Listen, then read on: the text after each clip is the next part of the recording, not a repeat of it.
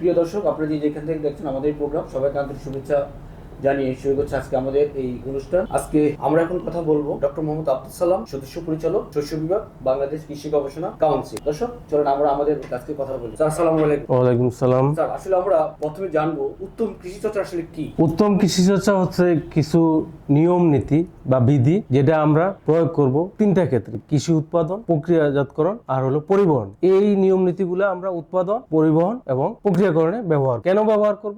মানুষের স্বাস্থ্য সুরক্ষা এবং পাশাপাশি পরিবেশের সুরক্ষার জন্য। বাস্তবায়ন আসলে উদ্দেশ্যটা কি? বাস্তবায়নের উদ্দেশ্য হচ্ছে, আপনারা জানেন যে আমাদের কৃষির যে ভিশন সেটা হচ্ছে টেকসই, নিরাপদ এবং লাভজনক কৃষি। সুতরাং আমাদের নিরাপদ খাদ্য উৎপাদন সেটাকে এগিয়ে নেওয়া, এটাই হচ্ছে আমাদের অন্যতম একটা উদ্দেশ্য। আমাদের যে খাদ্য, যে আমরা পৃথিবীর বিভিন্ন দেশে, গ্লোবালাইজেশনে বিভিন্ন কান্ট্রিতে আমরা এগ্রিকালচার প্রোডাক্ট এক্সপোর্ট করতে পারছি না। আচ্ছা, এটা কি কোনো ভূমিকা রাখতে পারে এই উত্তম কৃষি চর্চা? অবশ্যই। সেক্ষেত্রে দেখেন, শুধুমাত্র আমরা যদি রপ্তানির কথা চিন্তা করি, এটা হলো একটা, আমি বলবো যে উপরন্ত আর একটা অ্যাভিনিউ আমাদের জন্য। আমাদেরকে আসলে মূল যেটা জিনিস, যে আমি বললাম যে কৃষির যে আমাদের ভিশন, সেখানেই আমাদের বলা আছে যে নিরাপদ খাদ্য উৎপাদন। সেইটাকে আমরা এনশিওর করার জন্য আমরা মাঠ পর্যায়ে গুড এগ্রিকালচার প্র্যাকটিস আমরা অনুসরণ করছি। তার মাধ্যমে আমরা নিরাপদ খাদ্য উৎপাদন করে সেটা আমাদের যে লোকাল যে চাহিদা সেটাকে আমরা মিটে দেন, যে বাড়তি যেটুকু আমরা সেটুকু আমরা বিদেশে রপ্তানি করে সেখান থেকে বৈদেশিক মুদ্রা অর্জনের একটা আমাদের সুযোগ থাকে। এর আগে আপনি এটা আমাকে উত্তরে বলেছিলেন, সেটা হচ্ছে কি যে এই খাদ্যের সমস্যার কারণে, খাদ্যের ভেজালের কারণে আমরা প্রচুর পরিমাণে আসলে আমরা অসুস্থ হয়ে পড়ছি। আসলে এটা কিভাবে, মানে জাস্ট আমরা একটু আসলে আমাদের দর্শককে একটু ক্লিয়ার করে যদি বলেন। Thank you. আসলে আপনি দেখেন যে আমাদের বাংলাদেশে প্রতি বছর যে পরিমাণ লোক মারা যাচ্ছে, বিশেষ করে তার অধিকাংশই 50%-এর বেশি লোক মারা যাচ্ছে নন কমিউনিকেবল ডিজিজের জন্য। নন কমিউনিকেবল ডিজিজের মধ্যে আপনি দেখেন যে আমরা যে আমাদের নিজেদের আত্মীয় স্বজন, নিজেদের পরিবার, পাড়া প্রতিবেশী, এমন কোনো পরিবার নাই যেখানে কোনো ডায়াবেটিসের রোগী নেই। এবং আপনারা দেখবেন যে পাশাপাশি আরেকটা জিনিস যেটা হচ্ছে যে বাংলাদেশে এখন শতকরা 12% লোক ক্যান্সারে ভুগছে। এই রোগগুলো কিন্তু ডেভেলপ করছে যে শুধুমাত্র খাদ্যে ভেজালের জন্য। তো সুতরাং এখন বাংলাদেশে অ্যাট প্রেজেন্ট বাংলাদেশে প্রায় আপনার 3 কোটি আমাদের যে কনজিউমার আছে, তাদের সেই সামর্থ্য আছে এবং তারা সেই নিরাপদ খাদ্য খুঁজছে যে কোথায় পাওয়া যাবে। আপনারা দেখেন যে এক সময়ে যখন বাংলাদেশে সুপার শপ প্রচলন করা হয়, চালু করা হয়, তা শুধুমাত্র ছিল ঢাকা বেস, মানে রাজধানী কেন্দ্রিক। আজকে আপনি দেখেন যে, যদি আমি স্বপ্নের একটা উদাহরণ দিই, স্বপ্নের এখন বর্তমানে আউটলেট মোর দেন 550-এর উপরে, আর আমাদের উপজেলার সংখ্যা হলো 495টা। দ্যাট ইজ উপজেলা পর্যায়ে পেরিয়ে সেটা এখন একবারে গ্রামের হাট বাজার পর্যায়েও চলে গেছে। তার মানে কি, মানুষের চাহিদাটা দিন দিন বাড়তেছে। এখন মানুষ যেটা চিন্তা করে যে আসলে হ্যাঁ, আমি যদি একটা 2 টাকা বেশি দিয়ে হলো যদি নিরাপদ খাদ্য পাই, তাহলে আমাকে এই বিভিন্ন রোগের যে প্রকোপ, তার থেকে আমি রেহাই পাবো। আপনি দেখেন যে আজকে দেখেন ডাক্তারদের এখানে গেলে পরে বা বিভিন্ন ক্লিনিকে গেলে পরে মানুষের যে ভোগান্তি কতটুকু, সেই কারণে মানুষ এখন কিন্তু নিরাপদ খাদ্যের প্রতি আসলে মানুষের আগ্রহটা দিন দিন বাড়ছে। আচ্ছা, আরেকটা জিনিস দেখছি, আমাদের প্রায় 85% লোক গ্রামে বাস করে। এখন এই যে কৃষকরা, মানে আপনাদের ফিল্ড আমি ভিজিট করেছি, সেখানে দেখছি ওরা যে মাস্ক ব্যবহার করছে, ওরা গ্লাভ ব্যবহার করছে, ওরা পোশাক ব্যবহার করছে, এই সবগুলি ব্যবহার করে ওরা ফসল উৎপাদন করছে। হ্যাঁ, তাইলে এখানে কি কৃষকদের কি কোনো স্বাস্থ্যের যেই একটা প্রবলেম হতো, সেটা কি আসলে কতটা আর রিমুভ করা সম্ভব হবে? ধন্যবাদ, আপনি যথার্থ প্রশ্নটি করেছেন। আমাদের যে বাংলাদেশ উত্তম কৃষি চর্চা যে 5টা মডিউল আছে, ওই মডিউলের মধ্যে একটা মডিউল হলো কর্মী স্বাস্থ্য সুরক্ষা। সেখানে আপনি দেখেন যে নর্মালি কৃষক, আমাদের দেশে কৃষক কি করে, খালি গায়ে আপনার মাঠে কীটনাশক স্প্রে করতেছে। ফলে দেখা যাচ্ছে যে তার সেটুকু জ্ঞান নেই, যে দিক থেকে ধরেন বাতাস আসতেছে দক্ষিণ দিকে, সে উত্তর দিকে স্প্রে করতেছে। তার স্প্রেয়ার অধিকাংশই তার শ্বাস প্রশ্বাসের সাথে মুখে নাকে দিয়ে তার মধ্যে ঢুকতেছে। ফলে এই অসাবধানতা জনিত কীটনাশক এবং রাসায়নিক সার প্রয়োগের ফলে অধিকাংশ কৃষকই দেখা যায় যে 5-7 বছর পরে সে অসুস্থ হয়ে পড়ে। শুধু কি কৃষকই এখান থেকে এফেক্টেড হচ্ছে? আমার তো মনে হয় তার চারপাশে হ্যাঁ, আমি বলছি আপনাকে, পাশাপাশি যে যত্রতত্র ব্যবহারের ফলে পরিবেশেরও কিন্তু আপনার ক্ষতি হচ্ছে। তো উত্তম কৃষি চর্চা এমন একটা পদ্ধতি যেখানে একবারে জুডিশিয়াস মানে যৌক্তিক মাত্রায় সার কীটনাশক ব্যবহারের কথা বলা হয়েছে। সেই ক্ষেত্রে আপনি ধরেন যে তাকে বলা হয়েছে মাস্ক ব্যবহারের জন্য এবং অ্যাপ্রন ব্যবহারের জন্য, তারপরে হচ্ছে মাথায় আপনার ক্যাপ পরার জন্য, পায়ে তার আপনার এই জুতা থাকবে এবং হ্যান্ড গ্লাভস থাকবে, ফলে তার সমস্ত শরীরকে সুরক্ষা দিয়ে সে কৃষিকাজটা করবে। এতে করে তার ধরেন যে কীটনাশকের যে ক্ষতিকর প্রভাব তার শ্বাস প্রশ্বাসে যাওয়ার তেমন একটা সম্ভাবনা থাকে না, তাহলে তার যে নিজের যে সুরক্ষা সেই জিনিসটা তার মধ্যে চলে আসে। এবং প্লাস হলো এই কৃষক যে ধরেন সকালে স্প্রে করলো, বিকালবেলা আবার তার প্রোডাক্ট সে সংগ্রহ করে হারভেস্ট করে সে বাজারে নিয়ে গেল, এতে করে যে মানুষের যে কনজিউমারের যে স্বাস্থ্য ঝুঁকি সেটা বেড়ে যায়। এই বিষয়গুলা যদি গ্যাপ অনুসরণ করে তাহলে তাকে নির্দিষ্ট একটা সময়ে ইন্টারভেলে তাকে ফসল সংগ্রহ করতে হবে স্প্রেয়ের পরে, এবং একটা ইন্টারভেলে তাকে আবার পরবর্তী স্প্রেটা করতে হবে। তো সুতরাং এই বিষয়গুলা এর মধ্যে রয়েছে। আরেকটা জিনিস আমরা যেটা বলছি যে গ্যাপের সাথে সংশ্লিষ্ট যারা আছে প্রত্যেককে প্রশিক্ষণের আওতায় আনতে হবে। প্রশিক্ষণের মাধ্যমে আসলে সম্ভব যে এই বিষয়টাকে সঠিকভাবে বাস্তবায়ন করা। আচ্ছা, আরেকটা জিনিস এখানে আমাদের বোঝা উচিত যে খাদ্য শৃঙ্খলাটা যেটা সেটা একটা সেম থাকছে, ঠিকভাবে থাকছে, কিন্তু গতানুগতিকভাবে যদি করছি আমরা সেই সেইনের একটু ব্যাঘাত ঘটছে, এটা আপনি কিভাবে মূল্যায়ন করবেন? হ্যাঁ, আপনি দেখেন যেটা আমরা বলছি যে আপনি ফুড চেনের কথা বলছেন, আমরা যখন ওখানে যে সমস্ত ইনপুটগুলো ব্যবহার করি প্রত্যেকটা ইনপুটের বিশেষ করে সার, তারপরে যে সেচের যে পানি ব্যবহার করে সেই জিনিসটাও পরীক্ষা করা হয়, তার মধ্যে কোনো কন্টামিনেশন আছে কিনা, কোনো দূষিত জিনিস আছে কিনা ইত্যাদি ব্যবহার করে মানে জেনে শুনে, যে যদি আমার সোর্স যদি ওখান থেকে কোনো রকমের কন্টামিনেশনের সুযোগ না থাকে এই জিনিসগুলা এখানে ব্যবহার করা হয়। ফলে যে আমার যে প্রোডাক্ট সেটাও কিন্তু ওখান থেকে সেফ নিরাপদ উৎপাদিত হবে। এবং পাশাপাশি আমরা যে কীটনাশকের কথা বললাম, কীটনাশকটা ব্যবহারের ফলে যে 7 দিন এটা কীটনাশকের যে গ্রুপ আছে তার ভিত্তিতে কিন্তু এটা কতদিন পরে আমি এটা হারভেস্ট করব, তারপরে হারভেস্ট করলে পরে তার মধ্যে কোনো যে আমি যে কীটনাশক ব্যবহার করলাম তার কোনো রেসিডিউস বা তার যে অবশিষ্টাংশের যে ইফেক্ট সেটা থাকবে না ইত্যাদি বিষয়গুলো এখানে কিন্তু বিবেচনায় আনা হয়, যার ফলে আপনার খাদ্য শৃঙ্খলে যে কোনো রকমের যে কন্টামিনেশন হওয়ার সেই সুযোগটা গ্যাপ অনুসরণ করলে আমি যদি প্রোডাক্ট ডেভেলপ করি সেই ক্ষেত্রে সুযোগ থাকে না। আপনারা যেটা বলছেন সেটা হচ্ছে কি যে ফসল উৎপাদন থেকে শুরু করে হারভেস্টিং পর্যন্ত মানে সেল মার্কেট পর্যন্ত এটা বলছেন, কিন্তু আর হচ্ছে প্রকৃতিগতভাবে যে খাদ্য শৃঙ্খল যেটা, যেমন সাপ থাকবে, পোকামাকড় থাকবে, পোকা খাবে, এই যে একটা শৃঙ্খল যে এখানে যেটা শৃঙ্খল সেটারও তো জন্য অতিরিক্ত কীটনাশকের উপরে এরকম এইখানে যে পোকাগুলো যে উপকারী পোকাগুলো নষ্ট হয়ে যাচ্ছে, তারপর হচ্ছে আমাদের যে পাখিগুলো আসতো সেগুলো সেখানে পোকা থাকছে না, পাখিগুলো আসতেছে না, এই যে একটা এখানে যে আমাদের যে পরিবেশের যে প্রবলেমটা সেটাও তো আসলে একটা ব্যাঘাত ঘটছে গতানুগতিক পদ্ধতির মাধ্যমে।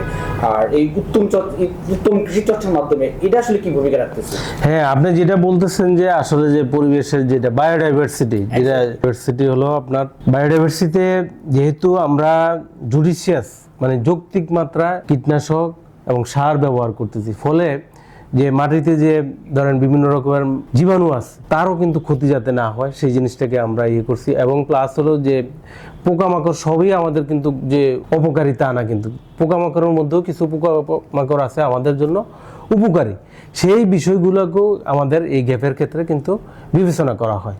তো সুতরাং যে আমি যেটা বারবার গুরুত্ব দিচ্ছি সেটা হলো যে যৌক্তিক মাত্রায় ব্যবহারের ফলে এই যে বায়োডাইভার্সিটি যাতে ক্ষতি না হয় সেই বিষয়টাকে আমরা গুরুত্ব দিয়ে থাকি। এখন আমরা যেটা বলবো সেটা হচ্ছে কি আমরা তো এখন ক্ষুদ্র আকারে শুরু করছি বা যাই হোক আমরা মাত্র তো আমাদের স্টার্ট অনগোয়িং প্রসেস। এখন এটা আসলে যদি আমরা মাস পিপলের কাছে যদি আমরা আসলে এই যে এই প্রোডাক্টটা আমরা যেটা উত্তম কৃষি চর্চার মাধ্যমে বা গ্যাপের মতো প্রোডাক্ট উৎপাদন করতে চাই, তাহলে এটাকে আসলে সচেতন করতে হলে এখন আমাদের তো যে কোনটা আসলে আমাদের গ্যাপ উৎপাদিত পণ্য আর কোনটা আসলে গতানুগতিক পদ্ধতিতে মানে উৎপাদন পণ্য, এখন কৃষকরা যখন মাঠে নিয়ে বাজারে নিয়ে যায় তখন বায়াররাকে যতই বলা হয় যে এটা হচ্ছে আমাদের গ্যাপ অনুসরণ করে প্রোডাক্ট তৈরি করা হচ্ছে, আর এটা আর বাকিগুলো পাশাপাশি যেগুলো দেখাতে বললো যে ভাই এটা গতানুগতিক পদ্ধতি, এটা স্বাস্থ্যের জন্য ভালো, এই তখন ওরা আসলে ওইভাবে আসলে বুঝতে চায় না, যেটা কম পাচ্ছে। কারণ আলটিমেটলি দেখা যাচ্ছে কি যদি আমরা উত্তম কৃষি চর্চার মাধ্যমে ফসল উৎপাদন করি তাহলে এটার দাম একটু বেশি পড়বে, এটাই স্বাভাবিক। তো এখন অনেকে চিন্তা করে যে না আমি অত কিছু বুঝি না ভাই, নিরাপদ করতে পারবো না, আমি যেটা কম পাবো সেটা নিয়ে যাবো। সেই হিসেবে তাদের জন্য আপনি আসলে কি বলবেন? এটা হচ্ছে আমার একটা কথা। দ্বিতীয়টা হচ্ছে কি, আপনারা কি করে আলাদা করবেন যে মানে আমরা কি করে কৃষকরা আলাদা করতে পারবে যে এটা হচ্ছে আপনার গ্যাপ অনুসরণ করে প্রোডাকশন উৎপাদন করা হচ্ছে আর আর ওগুলো হচ্ছে আপনার গতানুগতিক পদ্ধতি অনুসরণ করছে। এটা কৃষকদের জন্য আসলে আপনারা কি ধরনের একটা ইনিশিয়েটিভ নেবেন? Thank you. আসলে যেটা হলো, প্রথমে যেটা দরকার হলো আমাদেরকে সচেতনতা বৃদ্ধি করতে হবে। সেই জন্য দরকার হলো আমাদেরকে প্রচারণা, এই জিনিসটা আমাদেরকে গুরুত্ব দিতে হবে। আমাদের নীতিমালার মধ্যে বলা আছে যে প্রচারণার কথা। কারণ আমি আগের বক্তব্য আমি আপনাদের সাথে শেয়ার করছি যে আমাদের দেশে প্রায় 3 কোটি আমাদের যে কনজিউমার আছে তারা কিন্তু নিরাপদ খাবারটা চায়। তো সুতরাং আমার এই নিরাপদ খাবার কোথায় পাওয়া যাবে এই বিষয়টাও বলতে হবে, এবং প্লাস নিরাপদ খাবার খেলে পরে আমার কি উপকার হবে ইত্যাদি বিষয় নিয়ে আমাদেরকে ব্যাপক আকারে প্রচারণা করতে হবে।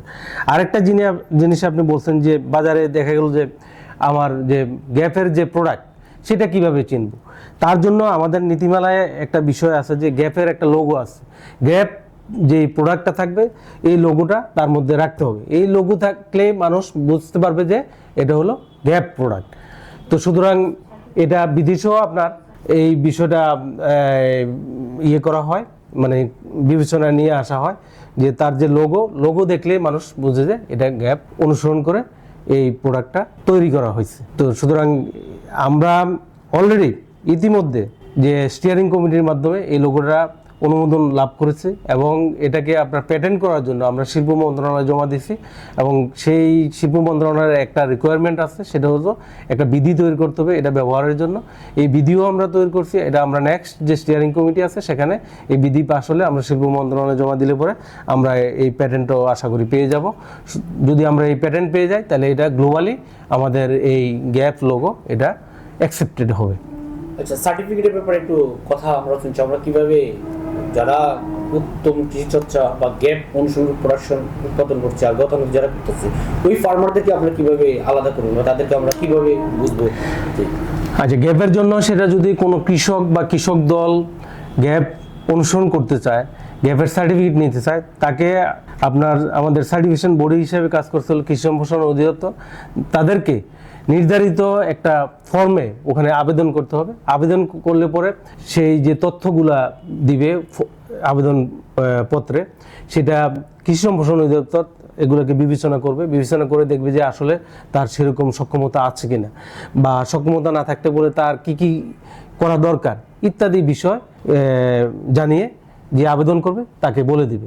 এবং বলে দেওয়ার পরে যদি এই বিষয়গুলোকে করতে পারে তাহলে তাদেরকে সে যে ফসলের জন্য আবেদন করবে সেই ফসলের প্রোডাকশনের জন্য তারা সেই অনুমতি দিবে। এবং তার যে প্রসিডিউরগুলো সেই জিনিসগুলো তাদেরকে বলে দেওয়া হবে এবং একটা নির্ধারিত সময়ের জন্য সে এই সার্টিফিকেশন পাবে। যে এটা যে বছরের পর বছর সে করতে পারবে তা না। সে যদি গ্যাপের যে নিয়ম কানুনগুলো আছে সেগুলো যদি ধারাবাহিকভাবে যদি সে পরিপালন করে তাহলে সে এই কাজটা কন্টিনিউ করে যেতে পারবে। আবার অন্যথায়, কারণ এই প্রক্রিয়া চলাকালীন সময়, উৎপাদন প্রক্রিয়া চলাকালীন সময় সেখানে আপনার মনিটরিং হবে এবং অডিটিং কার্যক্রম থাকবে ইত্যাদি বিষয়গুলোকে তাকে অবশ্যই পরিপালন করতে হবে। যদি সে বিষয়গুলোকে যথাযথভাবে পরিপালন না করে তাহলে সে সার্টিফিকেশন পাবে না। আচ্ছা, আমরা জানি আপনারা একটা প্রকল্পের মাধ্যমে এই গ্যাপ বাস্তবায়ন করছেন, যেটা হচ্ছে বাংলাদেশের সবচেয়ে বৃহত্তর প্রকল্প পার্টনার প্রকল্পের মাধ্যমে। আমরা জানি এই পার্টনার প্রকল্পটা 2028 সাল পর্যন্ত তাদের কার্যক্রম করবে, মানে ফার্স্ট ফেজটা। সেকেন্ড ফেজ যদি হয় সেটা ডিফারেন্ট কেস। এখন 28 সালের মধ্যে আমরা এই গ্যাপকে কোথায় দেখতে পাবো বলে আপনি মনে করছেন? আসলে দেখেন, ইতিমধ্যে আমাদের যে 28 সালের যেটা টার্গেট করা হয়েছে, আমরা টোটাল 10টা সবজি এবং 5টা ফল ফসলকে আমরা প্রাধান্য দিয়ে আমরা এই প্রোটোকলগুলো ডেভেলপ করছি। এবং এগুলার উৎপাদন এলাকা, যেখানে যেই সবজিটা বেশি উৎপাদিত হচ্ছে, যেই ফলটা যেখানে বেশি উৎপাদিত হচ্ছে, সেখানেই কিন্তু এই সবজি এবং ফসলের ট্রায়ালগুলো সেট করা হয়েছে। এবং সেখান থেকে আমাদের local market plus as well as আমাদের যেটা রপ্তানি হচ্ছে, রপ্তানি মূলত আমাদের যে এথনিক পিপল, যে বাংলাদেশের লোকজনরা এই কমিউনিটি যারা আছে বিদেশে, সেই বাজারে যাচ্ছে। কিন্তু আমরা চাচ্ছি যেটা হলো যে আসলে এক সময় আমরা যদি পুরোপুরি এই গ্যাপটাকে বাস্তবায়ন করতে পারি, আমরা যে বিদেশের যে মেইন স্ট্রিম মার্কেট সেখানে আমরা যাতে ইন করতে পারি সেই অবস্থাটা আমাদের থাকবে আর কি। তো আশা করি আমরা বিদেশের যে মেইন স্ট্রিম মার্কেটে আমরা যেতে পারবো। এবং আপনার অবগতির জন্য জানাচ্ছি যে আমরা গত বছরে যে আমের উপর যে ট্রায়াল করেছি সেটা রাজশাহীর চাঁপাইনবাবগঞ্জের কেন্দুবুনা গ্রামে আমরা একটা বাগানে ট্রায়াল করেছি, এবং যখন এটা আম পরিপক্ক পর্যায়ে আসছে সেই সময় আমরা একটা মাঠ দিবসের একটা আয়োজন করছি। মাঠ দিবস বলতে আসলে জাস্ট যে আমাদের গ্যাপ প্রক্রিয়াটাকে পরিচিতি করানোর জন্য বাংলাদেশে বিদেশি যতটা হাই কমিশন দূতাবাস আছে সেই হাই কমিশন দূতাবাসকে আমরা সেখানে আমন্ত্রণ জানিয়েছি, তাদের প্রতিনিধিরা আমাদের ওই বাগান পরিদর্শন করছেন। প্রায় আমরা 25টা দেশের প্রতিনিধির ওখানে অংশগ্রহণ আমরা পেয়েছি, যেটা আসলে আমাদের জন্য খুবই আশাব্যঞ্জক। এবং তারা বলছে যে তারা বাংলাদেশের প্রোডাক্ট তাদের দেশে রপ্তানির জন্য তারা সহযোগিতা করবে। আচ্ছা, লাস্ট একটা প্রশ্ন করবো, সেটা দিয়ে আমরা আসলে আমাদের এই অনুষ্ঠান শেষ করবো। সেটা হচ্ছে কি, নিরাপদ খাদ্য উৎপাদনে উত্তম কৃষি চর্চার গুরুত্ব কতটা রয়েছে এই ব্যাপারে আপনি একটু বলে, যদিও আপনি এর আগে একটু আমাদেরকে কিছু বলেছেন, এখন হচ্ছে লাস্ট কনক্লুশনটা আপনি আমাদেরকে বলবেন। আসলে যেটা বলি যে আমাদের মানুষ প্রত্যেকটা কাজের একটা ভিশন থাকে, এবং তার ভিশনের ভিত্তিতে সে টার্গেট সেট করে। যে আমাদের ভিশন, যেটা আমি বারবারই বলতেছি, টেকসই, নিরাপদ এবং টেকসই লাভজনক কৃষি। সুতরাং এই ভিশন অর্জনের জন্য মন্ত্রণালয় সময় সময় বিভিন্ন রকমের পলিসি ডেভেলপ করছে, এবং এই পলিসির ভিত্তিতে অ্যাকশন প্ল্যান তৈরি করে মাঠ পর্যায়ে বাস্তবায়ন করছে। তারই একটা ধারাবাহিকতায় মন্ত্রণালয় বাংলাদেশের উত্তম কৃষি চর্চা পলিসি 2020 ডেভেলপ করছে, এবং সেটা এই পার্টনার প্রকল্পের মাধ্যমে বাস্তবায়ন করছে। তো সুতরাং আমরা যে এই গ্যাপের মাধ্যমে, এই পার্টনার প্রকল্পের মাধ্যমে এই 15টা ফসলকে আগামী 3 বছরে 28 সাল মধ্যে আমরা 3 লাখ হেক্টর এরিয়াতে উত্তীর্ণ করব।